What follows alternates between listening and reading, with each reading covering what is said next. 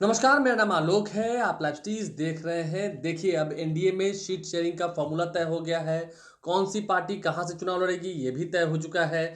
Graphics जरिए हम आपको दिखाएंगे। सबसे पहले ग्राफिक्स देखिए। एनडीए में जब सीट शेयरिंग की बातें हुई हैं तो जेडीयू 16 सीटों पर लड़ेगी, बीजेपी 17 सीटों पर लड़ेगी, चिराग पासवान की पार्टी 5 सीटों पर चुनाव लड़ेगी, लोजपा रामविलास 5 सीटों पर चुनाव लड़ेगी। वो सीटें भी आपको बताते हैं: वैशाली, हाजीपुर, समस्तीपुर, खगड़िया। ये तमाम जो सीटें हैं वो चिराग पासवान ने ली है। इसके अलावा समस्तीपुर की सीट भी चिराग पासवान के पास है और हाजीपुर से चिराग पासवान खुद स्वयं लड़ेंगे। हाजीपुर, वैशाली, खगड़िया, जमुई और समस्तीपुर, ये जो 5 सीटें हैं, इस पर चिराग पासवान का दावा है। चिराग पासवान को ये सीटें मिल भी गई हैं। चिराग पासवान को 5 सीटें मिली हैं और इसके साथ ही साथ पशुपति पारस को झटका लगा है। देखिए, पशुपति पारस अभी के समय में केंद्रीय मंत्री हैं। अब कयास लगाए जा रहे हैं क्योंकि बीजेपी ने अपनी सूची जारी कर दी है, घोषणा कर दी है कौन सी पार्टी किस सीट पर चुनाव लड़ेगी। इस बात का भी ऐलान कर दिया है। पशुपति पारस केंद्रीय मंत्री पद के से इस्तीफा दे सकते हैं। पशुपति पारस कभी भी इस्तीफा दे सकते हैं। इस बात की अब जानकारी मिल रही है, दिल्ली से जानकारी मिल रही है। और पशुपति पारस के कदम जो हैं अब तेजस्वी यादव की ओर बढ़ रहे हैं, तेजस्वी दरबार की ओर बढ़ रहे हैं। सिर्फ पशुपति पारस की नहीं, इसके साथ ही साथ देखिए, उपेंद्र कुशवाहा को भी एक सीट मिली है। राष्ट्रीय लोक मोर्चा को एक सीट मिली है, काराकाट की सीट, जहां से उपेंद्र कुशवाहा स्वयं लड़ेंगे। एक सीट हिंदुस्तानी अवाम मोर्चा को, यानी कि जीतन मांझी की पार्टी को, गया की सीट मिली है। तो आप समझ सकते हैं, सीटों का बंटवारा हो गया है। जेडीयू और बीजेपी के बीच में भी बातें हो चुकी हैं। शिवहर से लवली आनंद चुनाव लड़ेंगी, ये बातें भी तय दिख रही हैं। इसके साथ ही साथ सिवान हो, झंझारपुर हो, मधेपुरा लोकसभा की सीट हो, पूर्णिया की सीट हो, ये सभी सीट जो है वो जेडीयू के खाते में गई हैं। वही बीजेपी के खाते में भी औरंगाबाद हो, इसके अलावा पटना साहिब हो, पाटलिपुत्रा हो, आरा हो, बक्सर हो, ये सभी सीटें जो हैं वो बीजेपी के कोटे में गई हैं। किशनगंज की सीट फिर से जेडीयू के कोटे में ही गई है। तो ऐसे में अब हम बात करेंगे पशुपति पारस की और सन ऑफ मल्ला मुकेश सहनी की। देखिए, मुकेश सहनी को एक समय में केंद्र सरकार ने वाई प्लस श्रेणी की सुरक्षा दी थी। मुकेश सहनी के पास अभी भी वाई प्लस श्रेणी की सुरक्षा है। मुकेश सहनी के कदम एनडीए की ओर बढ़ रहे थे, वे दिल्ली में थे, उनकी बातें हुई और बातें कहाँ अटक गई। बात तो अब साफ हो गई, यानी कि चिराग पासवान जीत गए। संघर्ष लंबा रहा।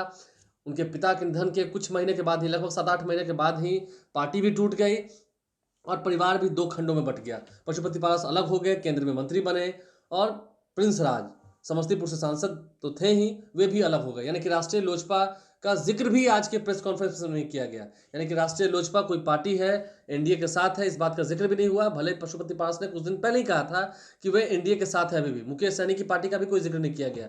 तो अब पशुपति पारस और मुकेश सहनी तेजस्वी दरबार की ओर है। अभी और रुकिएगा, अभी कुछ और नेता हैं, उनके बारे में भी हम बताएंगे इस वीडियो में। जानकारी अधूरी नहीं रखेंगे आप तक, क्योंकि हम जब आपको बता रहे हैं, देखिए, पशुपति पारस की भी डिमांड है। मैंने पिछले दिनों खबर के माध्यम से बताया था आपको कि पशुपति पारस जो है वे 4 सीटें मांग रहे हैं। तो 4 सीटों में से हाजीपुर वो स्वयं लड़ना चाहते हैं। आरजेडी इसके लिए तैयार भी है, इस बात को ही मानिए। 2 फेजेस की बातें हो चुकी हैं आरजेडी के साथ। आरजेडी इसके लिए तैयार भी है कि पशुपति पास हाजीपुर से चुनाव लड़े चिराग पासवान के खिलाफ। इसके अलावा समस्तीपुर की सीट भी वो मांग रहे हैं, लेकिन समस्तीपुर की सीट जो है वो महागठबंधन में कांग्रेस के खाते में जाती हुई दिख रही है। देखना होगा आप समस्तीपुर की सीट देती है कि नहीं, क्योंकि देखिए, कांग्रेस भी 10-12 सीटें मांग रही है महागठबंधन में, लेकिन उन्हें 7-8 सीटों पर ही समझौता करना पड़ेगा। मेरी जानकारी के हिसाब से 7 या 8 सीट हार्डली कांग्रेस को मिलने जा रहा है और 3 सीटें जो हैं वो लेफ्ट पार्टीज को मिलने जा रही हैं। तो ऐसे में अब जब महागठबंधन के अंदर भी सीट शेयरिंग की बातें हो चुकी है, तो ऐसे में पशुपति पारस और मुकेश सहनी भी 2019 में चुनाव लड़े थे महागठबंधन के ओर से ही जाकर, लेकिन 3 सीटों पर चुनाव लड़ा था मुकेश सहनी ने। तीनों ही सीट पर उन्हें हार मिली थी। मुकेश सहनी स्वयं खगड़िया से चुनाव हार गए थे, महबूब अली कैसर से। इसके अलावा मधुबनी से भी जो उनके प्रत्याशी हैं वो भी चुनाव हार गए थे। तो ऐसे में मुकेश सहनी का क्या होगा? मुकेश सहनी क्या अब तेजस्वी दरबार की ओर जाएंगे? क्योंकि ये खबर पक्की है, कुछ दिन पहले ही मुकेश सहनी और तेजस्वी यादव की मुलाकात हुई है, बात भी हुई है कई घंटों तक। और पशुपति पारस की पार्टी की भी बातचीत तेजस्वी यादव के साथ हुई थी। मैंने कहा, तेजस्वी दरबार की ओर अब ये लोग बढ़ रहे हैं। देखना होगा आगे बात कितने हद तक फाइनल हो पाती है। देखिए, नवादा की सीट अभी बीजेपी के पास है। नवादा की सीट भी क्लियर हो चुकी है कि बीजेपी के पास है। कमल फूल पर ही लड़ना है, अब किन्हें लड़ना है? क्या चंदन सिंह, जो कि मौजूदा समय में सांसद हैं, सूरजभान सिंह के भाई हैं, क्या वही फिर से बीजेपी के साथ जाकर चुनाव लड़ेंगे? या फिर कई नामों की चर्चा हो रही है, विवेक ठाकुर के नाम की चर्चा हो रही है, जो कि राज्यसभा के सांसद हैं, उनके नाम की भी चर्चा है। तो देखना होगा वहां से चुनाव कौन लड़ते हैं। तो कयास तो काफी लगाए जा रहे हैं। नीतीश कुमार, बिहार के मुख्यमंत्री, दिल्ली रवाना हो चुके हैं। नीतीश कुमार दिल्ली जा चुके हैं, वहां पर अपने वरिष्ठ नेताओं के साथ वो बैठेंगे। संजय झा भी दिल्ली में ही है। जब प्रेस कॉन्फ्रेंस हुई तो उसमें संजय झा भी वहां पर मौजूद थे। संजय झा, राजू तिवारी, देखना होगा राजू तिवारी भी लोकसभा चुनाव लड़ते हैं क्या, इस बात के कयास लगाया जा रहा है, लेकिन अभी फिलहाल देखना होगा। तो ऐसे में इन तमाम मुद्दों पर जब बात हो रही है, पशुपति पारस आरजेडी की ओर बढ़ रहे हैं, मुकेश सहनी भी आरजेडी की ओर बढ़ रहे हैं। मुकेश सहनी क्या सच में आरजेडी के साथ मिलकर चुनाव लड़ेंगे? मुकेश सहनी क्या करते हैं? क्योंकि फिलहाल जो खबरें पिछले दिनों निकल के आई थी, मुकेश सहनी की पार्टी का जो सिंबल है शायद वो भी जब्त कर लिया है इलेक्शन कमीशन ने।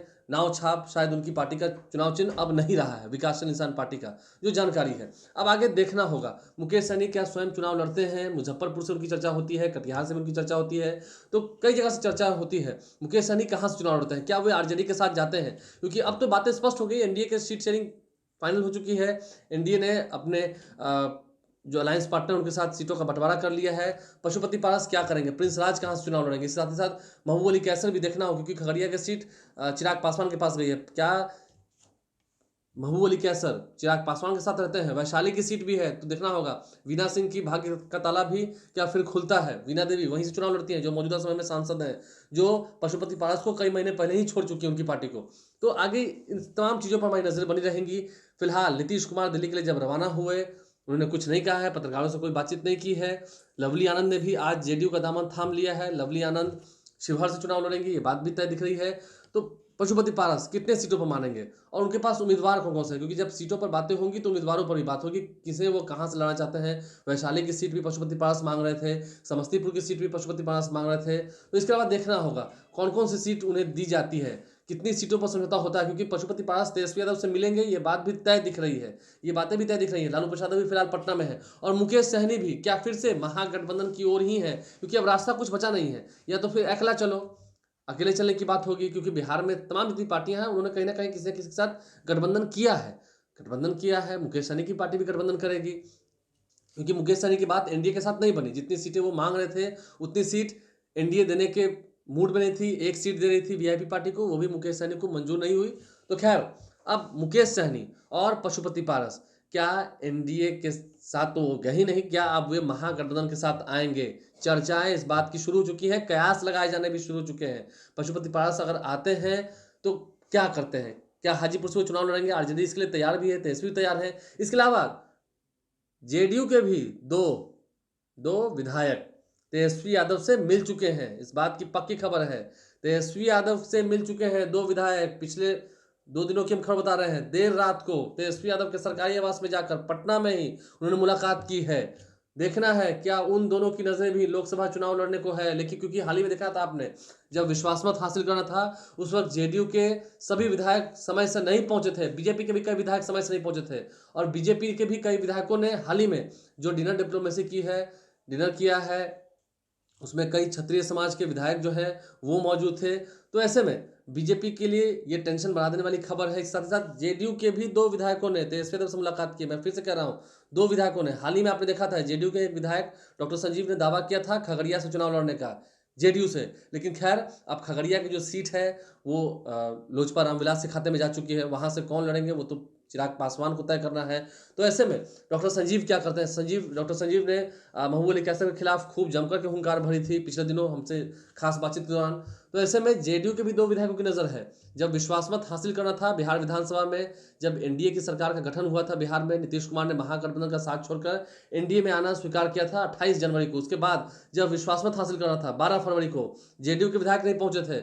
उस वक्त ऑपरेशन हुआ था, आरजेडी के 3 विधायकों ने पाला बदला था। चेतनानंद, आनंद मोहन के बेटे हैं, आरजेडी के विधायक थे, उन्होंने पाला बदला था। नीलम देवी, अनंत सिंह की पत्नी, उन्होंने भी पाला बदला था। प्रहलाद यादव भी छोड़कर आ गए थे आरजेडी को। तो ऐसे में हालांकि एनडीए के उस दावे किए जा रहे हैं कि अभी कई और आरजेडी के जो विधायक हैं वो संपर्क में है। भारत बिंद भी छोड़कर आ चुके हैं, आरजेडी के विधायक थे। इसके अलावा मुरारी गौतम भी छोड़कर आ चुके हैं कांग्रेस। कई सारे ऐसे नेता हैं, डॉक्टर सिद्धार्थ गौतम भी छोड़कर आ चुके हैं। कई सारे ऐसे नेताओं ने पाला बदला है बिहार विधानसभा के बजट सत्र के दौरान। लेकिन अब जब चुनाव आयोग ने चुनाव की तारीखों का ऐलान कर दिया है, चुनाव की घोषणा हो गई है, पशुपति पारस पर भी हमारी निगाह है, मुकेश सहनी पर भी हमारी निगाह है। क्योंकि इन दोनों के पास ऑप्शन ए यानी कि एनडीए का ऑप्शन बंद हो चुका है, अब ऑप्शन बी की ओर बढ़ना होगा। ऑप्शन बी आरजेडी और महागठबंधन है। इधर कितनी जल्द बढ़ते हैं, क्योंकि इधर भी सीटों का अब बंटवारा करना होगा। पहले चरण की जो वोटिंग होगी 16 अप्रैल को, उसके लिए अधिसूचना 20 मार्च से जारी कर दी जाएगी, यानी कि परसों से। तो ऐसे में तमाम जो सीटें हैं उस पर चर्चाएं होंगी। जमुई की सीट पर अर्चना रविदास के नाम पर पहले मुहर लग चुकी है, तो पशुपति पारस जमुई लड़ नहीं सकते हैं, या प्रिंस राज के लिए वहां सेटलमेंट नहीं हो सकता है। तो इन तमाम चीज़ों पर हमारी निगाहें बनी हुई हैं। देखना है आगे पशुपति पारस और मुकेश सहनी कब तक तेजस्वी दरबार में खुलकर पहुंचते हैं। पहले से बातें हो रही हैं, पर्दे के पीछे सभी बातें हो रही हैं, लेकिन खुलकर जब प्रेस और मीडिया के लोग वहां खड़े होंगे, उस दौरान वहां कब पहुंचते हैं और फिर क्या बात होती है। क्या इधर से भी बात होगी, या फिर बस अब जो जनप्रतिनिधि बनने का जितना मौका था वो सब गवा चुके हैं पशुपति पारस। क्या उनकी राजनीतिक अध्याय का ये सबसे अंतिम चैप्टर था केंद्रीय मंत्री बनने का। देखना होगा आगे मुकेश सहनी क्या करेंगे। कहते थे मैं लंबी रेस का घोड़ा हूं, अभी लंबी रेस बाकी है, मुकेश सहनी के फैसले का भी इंतजार है। हमारे चैनल को सब्सक्राइब कर लें, साथ साथ फेसबुक पेज भी लाइक करें। धन्यवाद।